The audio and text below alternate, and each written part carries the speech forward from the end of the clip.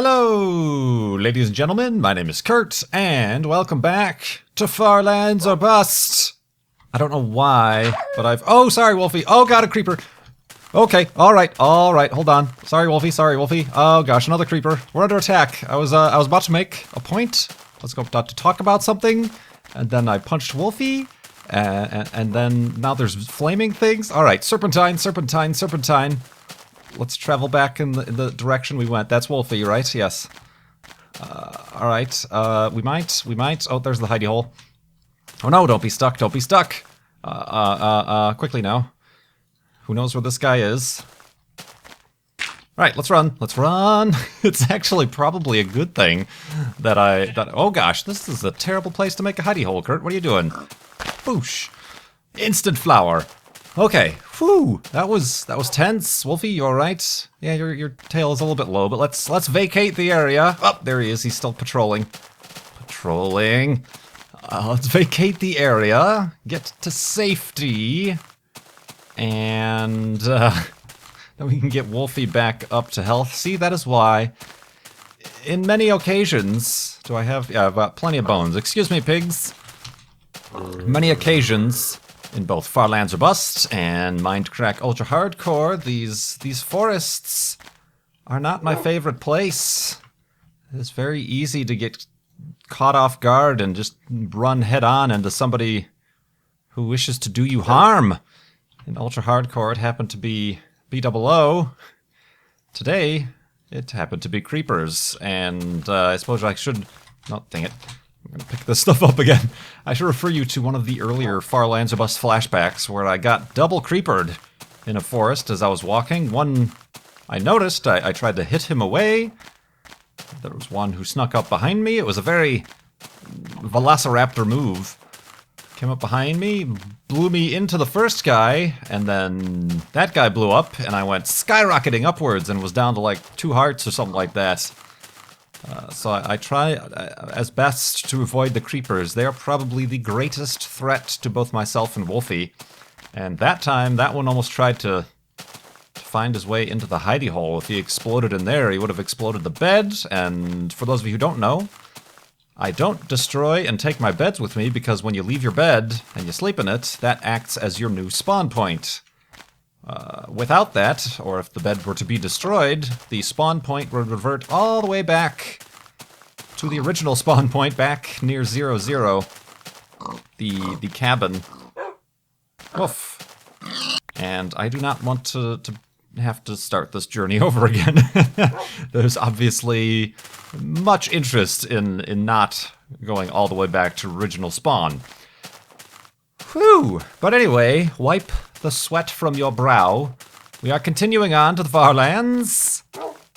In episode 261 here, our Child's Play charity fundraiser over at farlandsorbust.com, which is our main purpose for this walk-a-thon to the Far Lands. We are now at $34,395 raised for Child's Play charity that helps get toys, books, games to kids in hospitals around the world. A great cause for gamers to get behind.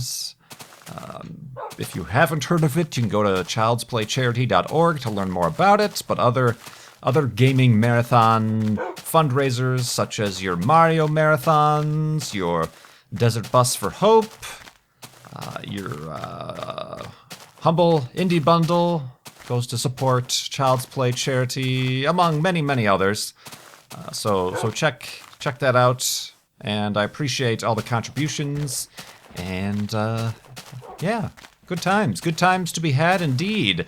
Other numbers, a lot of people were wondering, last episode I gave a brief Far Lands or Bust update for the new Farlanders who have joined us recently. One of the things I haven't updated in a while is the world save size. If you're walking for over 2 years in one direction in Minecraft Beta 173, right now, my world size is 7,935.99 megabytes. So creeping up on the 8 gigabyte level here. And if you go to farlandsorbust.com and view the overviewer map, that was 82 episodes ago. And I think that we were at... Oh, I don't remember. I'll have to check. what I said. I know I gave an update after we pressed F3 at the 699492 monument, but I think that was only about 5... the upper 4,000 megabytes, maybe 5,000 megabytes. Oh, careful, Wolfie. Wolfie, don't be glitching into blocks. Don't be glitching into blocks. All right, take it easy.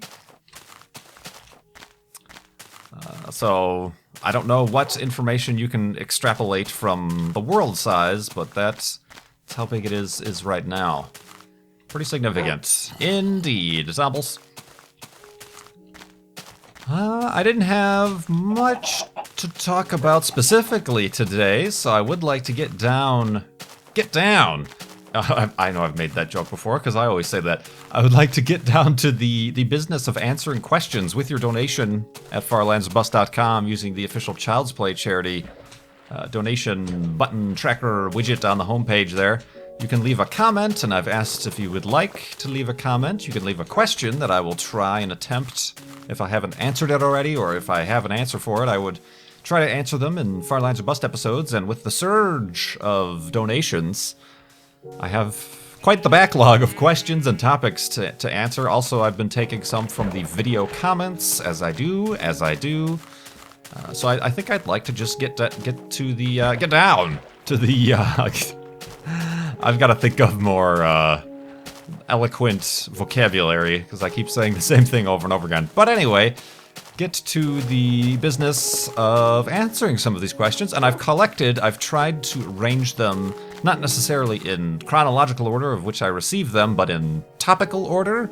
And I have a good handful here that respond to and ask questions about introversion and being shy and things like that. That was one of the earliest, I suppose, themes that I mentioned while I was talking and discussing things in Farlands or Bust, is that one of my earliest, among many things, one of my earliest motivations for starting a YouTube Let's Play channel is to kind of get used to talking more, to get, not necessarily cure myself of or get over my shyness or introversion, but just kind of get better at practice, kind of, I suppose, find my voice. To find my voice. It sounds like some sort of soap opera. To find a voice. Weekdays at 11 a.m. So yeah, that was one of my original kind of topics. I suppose is a confession I made early on in the episodes of Farlands or Bust, and a lot of people seem to have either identified with that or just become curious with it. And I'm certainly I'm not alone, but anyway, yeah, I got a lot of questions about being introverted, shy, perhaps antisocial, so I'm going to go down those list of questions. First from a donator. Jordan asked, we know you're an introvert, but do you ever get cabin fever? If you do, how do you fight it? Cabin fever, I suppose, as an introvert. Whoa, okay, you can sit down. I meant to place the workbench, but then Wolfie popped in front of me, and I made him sit down instead. What was I going to say? Yeah, cabin fever. Keep cabin fever. Justin Bieber. Cabin fever, rather. Being, if you're an introvert, you don't really like going out to public places, restaurants, parties, parks, concerts, things like that. Not the biggest thing that I feel the need to do, to go out and things like that. Not really, to be honest. And I suppose it's because of the introversion that I prefer. It's like, it is my, most people get cabin fever because I keep calling it fever. What is wrong with my voice? Cabin fever, because they have that itch, that need to get out and get around people, or to see sights, or to get moving and walking. But I suppose as an introvert, the preference is to be alone. I suppose, if anything, I experience the opposite when I am out, and when I am surrounded by large groups of people, or strangers, or in public places and things like that. I get anti-cabin fever. I don't know what to call it. You know, where the opposite occurs. Where like, oh, I need to get back home and by myself because this is just becoming too much, too overwhelming for me. I suppose in a way there might be a little bit of a in some situations cabin fever. I think it presents itself for myself when I want to start like cleaning. Oh, no, it's the box selection that's off that's causing that. You know, I find the need not necessarily to be out or be around people, maybe just to be in a different environment. Hold on, let me go to sleep here and I'll continue discussing such things in the morning.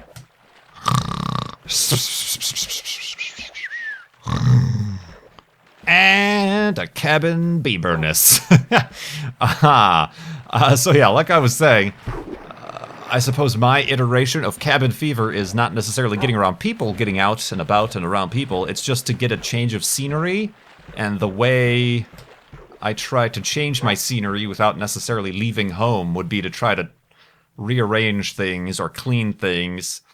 I'm getting better. I've restricted myself from doing this too much, but I used to be, and I am very well known about being a desk reorganizer, even furniture reorganizer. I've often changed the location of my desk in my office, or changed the location of the monitors and the keyboard. Okay, maybe I'll be on the left side of this L-shaped desk, or the middle, or the right side, in front of the windows with the windows at the back. I've resisted recent urges to do that, mainly because it's a little bit more complicated now with my microphone boom setup and the dual monitors and the PC where it's at and the audio acoustics. I suppose I'm trying to keep a little bit consistent here.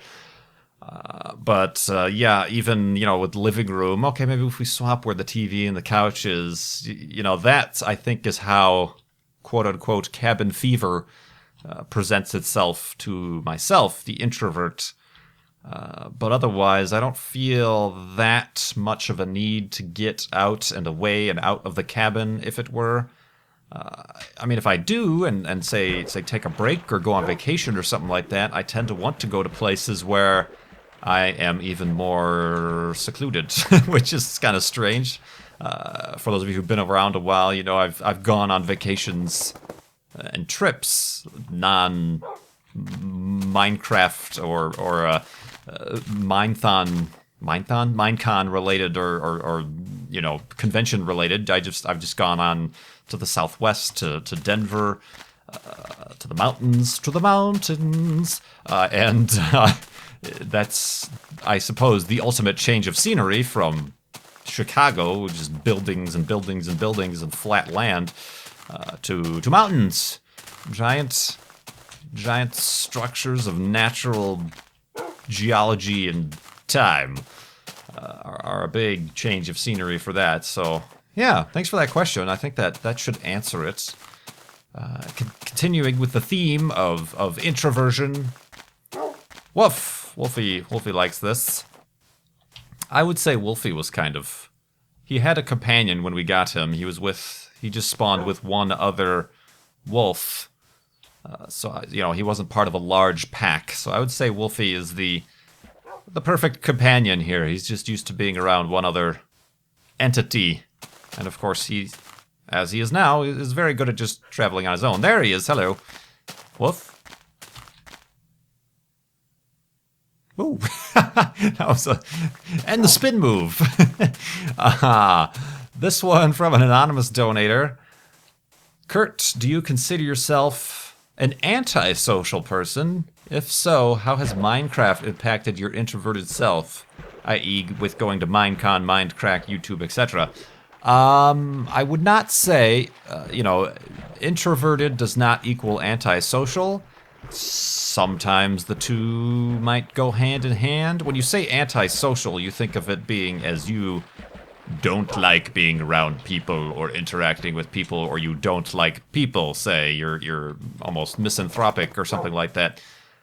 That's not necessarily the case. As an introvert, when I do want to be around people, it's not around big groups. It's perhaps just around one or two at the most other people, or just interacting with them. So, I wouldn't consider myself antisocial. I think that's probably what people thought throughout school and high school and things. You know, due to the fact that I never joined any clubs or did any sports or anything like that. I think that's the easiest way for people to pass a label, I suppose, onto introverted people or whatnot. So, wouldn't consider myself antisocial, but in terms of my introversion, how has YouTube and Minecraft impacted that? Like I said, one of my earliest motivations in creating the channel was to kind of practice being a little bit more, not necessarily outspoken, but speaking for myself, my own voice and whatnot, to kind of get out of the shell that some people would call antisocialness, even though I call it introversion. A little bit of shyness mixed in there for flavor. But how has it impacted? Obviously, it's impacted it hugely. I've been able to quit my normal job 2 years ago. You know, which actually I think I had a lot of problems with because of my introversion. There were a lot of meetings, client meetings and things you had to attend. Phone calls. Oh, phone calls are the worst. That part of it is probably a little bit of a more than just introversion is my telephone phobia. Having to call clients and things on the phone.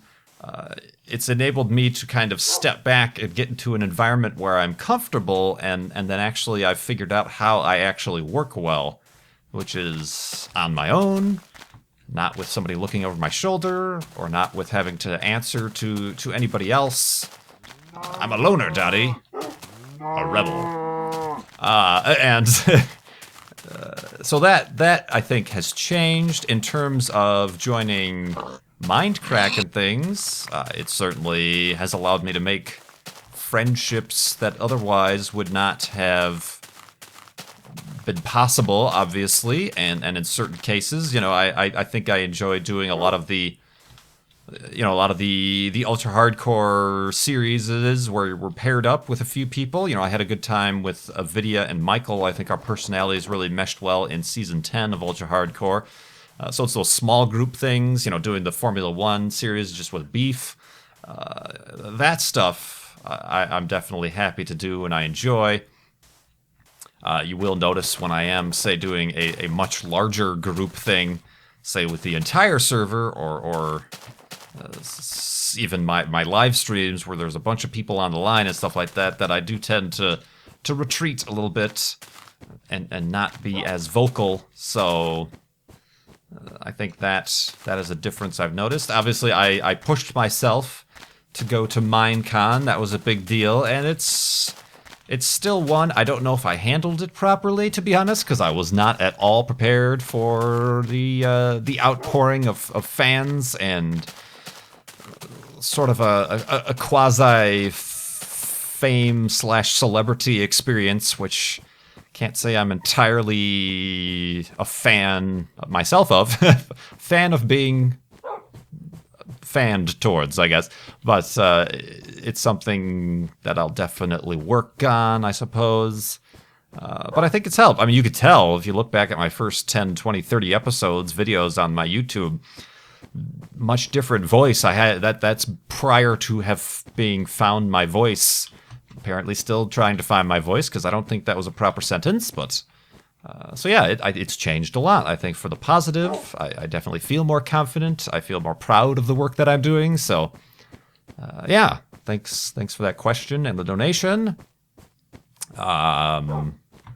Things at Places with their donation asked, have you ever asked yourself if you were going crazy, seeing as your job is sitting in a room and talking to a digital dog? He's a wolf. He's no dog. Woof, right? Guess so. Ooh. It's a chasm. Woof. Yep, got it. I can't say I've asked myself if I'm going crazy.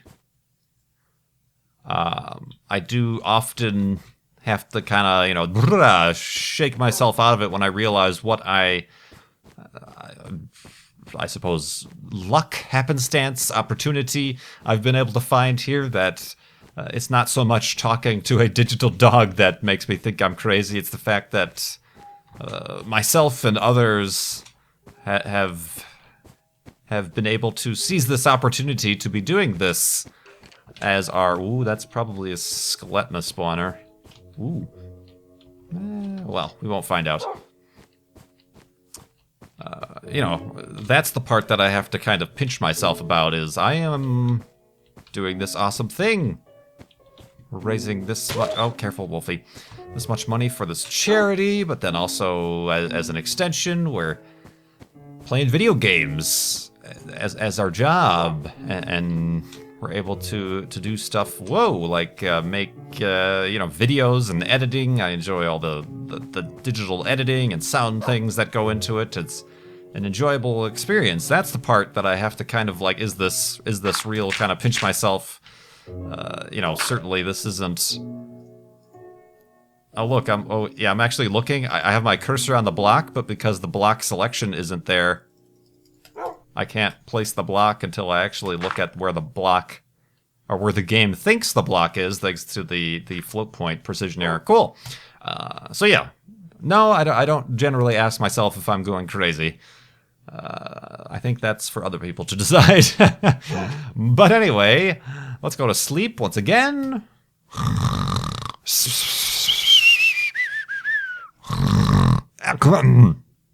And we're losing our marbles. I've lost my marbles, marbles? Why did I just call you marbles? Wolfie. Maybe I am going crazy. Shh, don't tell anybody. It's my secret. Let's see. A question from a anonymous donator. Asked, when you first started out, I'm assuming with the YouTube, how did you keep the motivation up to keep going? That was pretty simple. I was having fun. I didn't need to get motivated. I was having fun making these videos. I still am, obviously. I'm not like, that's not past tense. But it was the thing I was doing as a hobby. And like I said, I started it because I wanted to work on my shyness, my voice, my introversion, I suppose. I also wanted to do it because I noticed how much fun other people were having, and I was inspired by other channels to start my own. And also, I wasn't too big a fan of the day-to-day work I was doing, so this was kind of a retreat from that, a reprieve, if I can get Shakespearean on you, from the day-to-day drudgery that was the job I was not entirely happy with. So it's not so much about motivation, it was just about enjoyment. So yeah, I mean, that's the simplest way I can answer that question.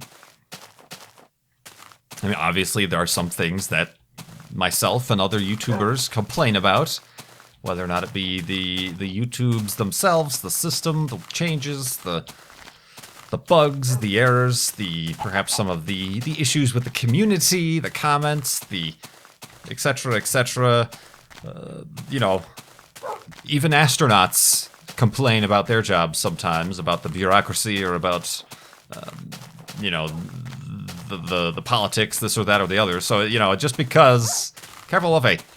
Just because you have what seems like a pretty amazing job doesn't mean that you don't care enough about it to be critical of the things you want to change. Oh, jeez.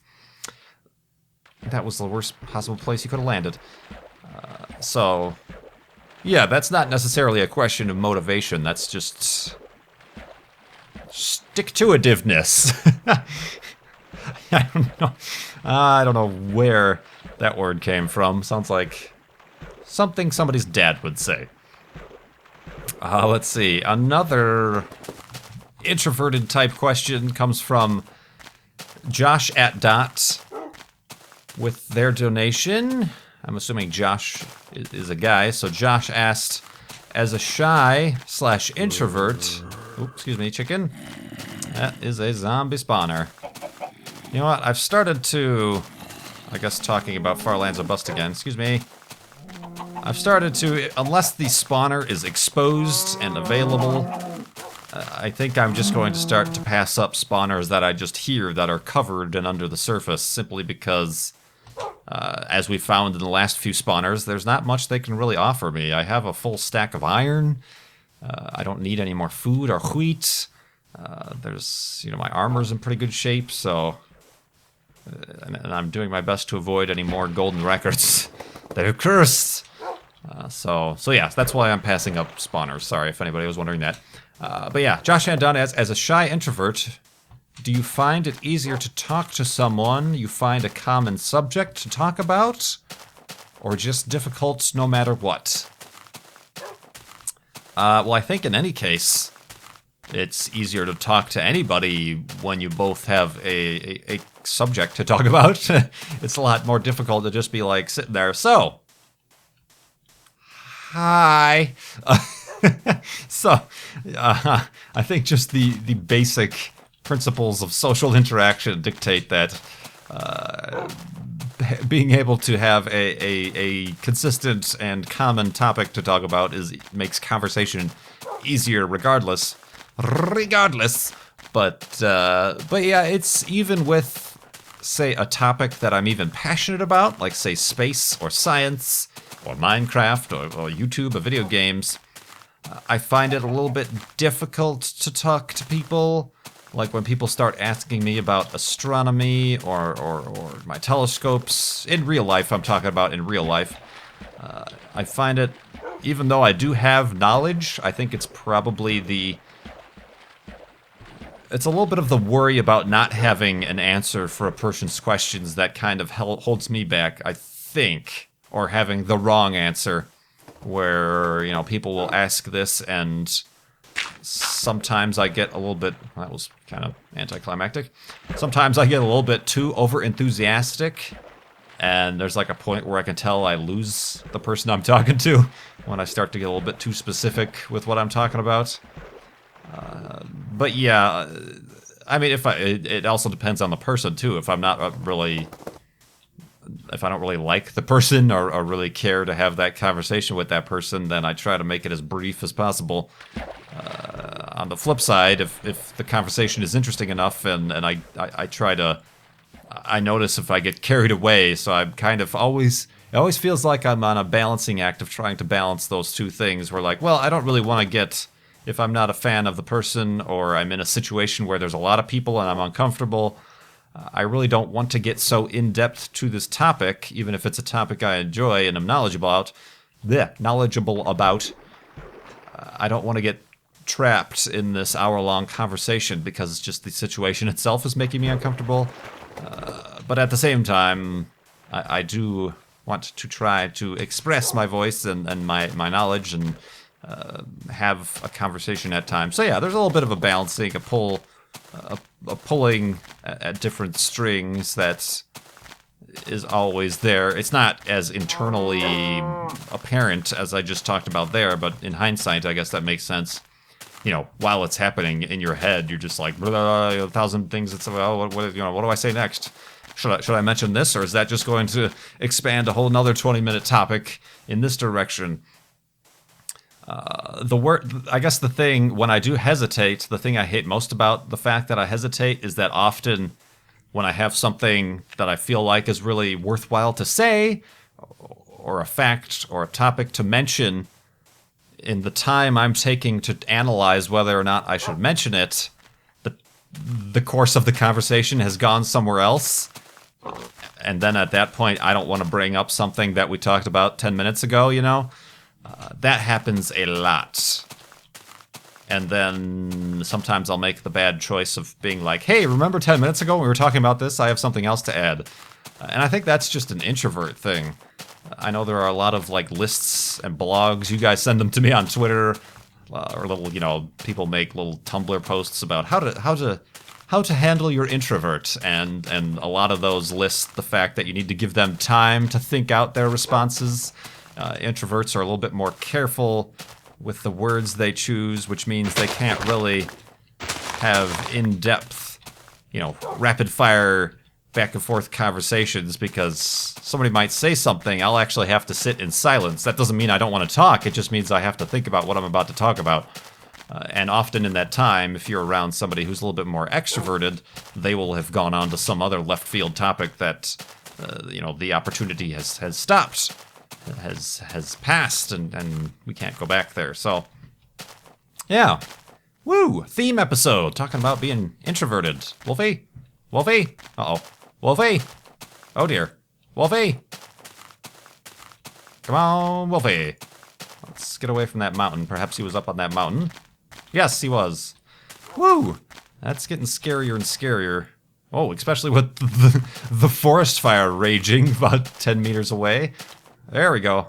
You might have taken a little bit of a tumble. Have a seat, have a seat, have a seat. And a boop. And a boop. Much better. Let's see, was there any other one? As kind of more of a fun question, I'll try to end it off here on a fun question. Jorik,